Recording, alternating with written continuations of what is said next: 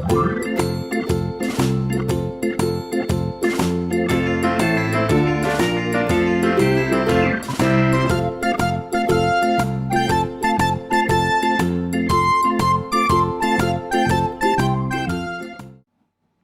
it works. The dad. This is a dad. His car has broken down and he's calling for assistance. As usual, Muggins here has to do it himself. Dads communicate with their families using a distinctive noise called tutting. Ben could not wait to be a dad, so he could spend less time at work. Now he looks forward to going back to the office on Monday morning, because at least his spreadsheets don't scream at each other. The dad has superpowers. For instance, when he picks his nose in traffic, he goes invisible. Dan's children have found some of his old photograph albums. They laugh at Mum. They laugh at Dad. Then they laugh at the idea of putting paper photographs in an album. Dan feels about 200 years old. Pavel leaves for work at 6 o'clock in the morning. He works for 10 hours a day on a building site. When he comes home, his son asks him if he wants to help him make things from Lego. After his son has gone to bed, Pavel's wife suggests they watch Grand Designs. Oculus was late home last night because of an important meeting. He said the meeting was in the office, but the last 3 hours were at the Crown and Crab. This morning he'll be able to get away with it, as long as nobody finds out he has a headache. Sometimes the dad is not able to think about home because he is thinking about work. This GX2 artificial dad mind was designed by Moulinex in 1973. It does all the thinking about work, so the dad is free to remember family birthdays and have any opinion whatsoever on the new bath mat. It was enormously unpopular. Darren has a special dad meal, which he cooks at weekends for his children. But Darren has run out of harissa, and he insists the meal is not possible without it. Luckily, he has all the ingredients for an apple. Sean has set up his own firework display in the garden. Those big displays are rubbish, he tells his son. You can't see a thing. When Sean's son has seen the firework, they will go back indoors. Fireworks are more expensive than Sean expected.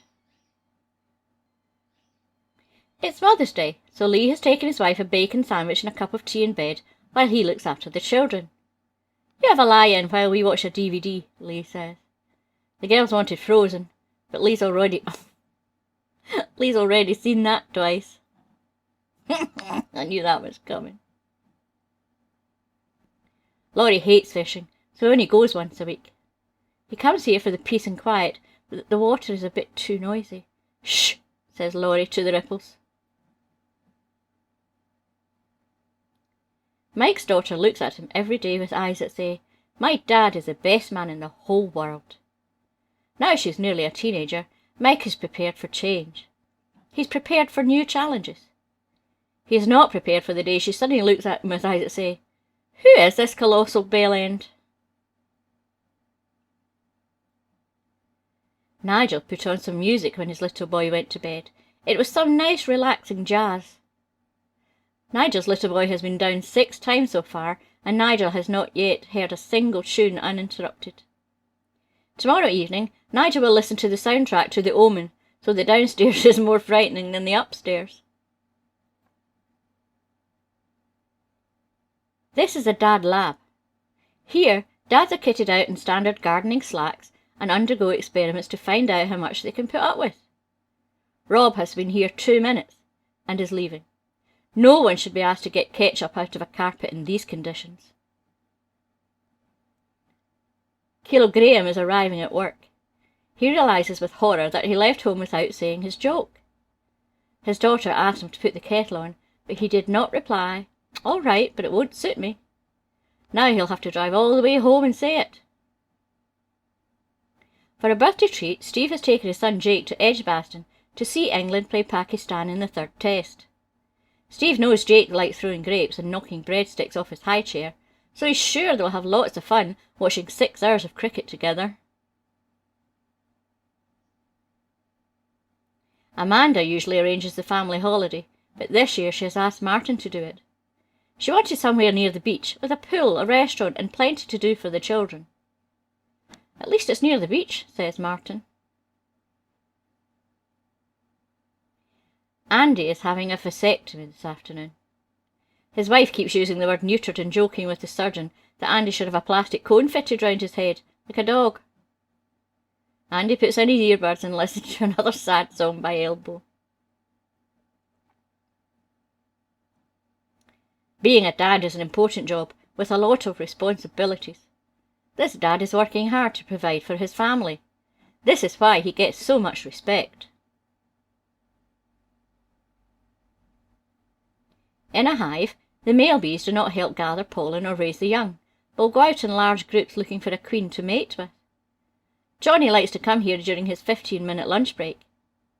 He was recently given a warning for wasting company time looking for an online forum for men who want to live as bees.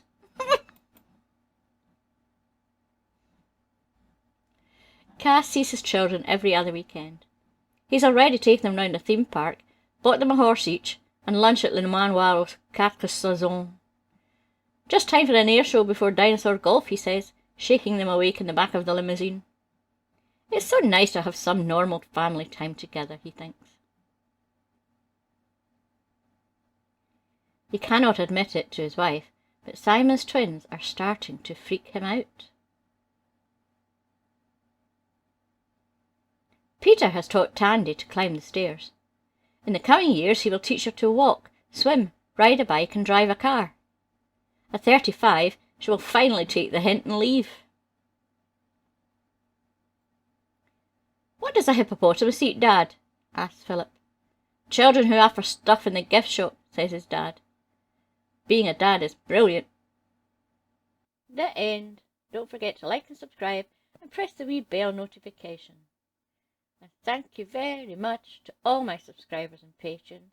And I'll see you next week. Bye!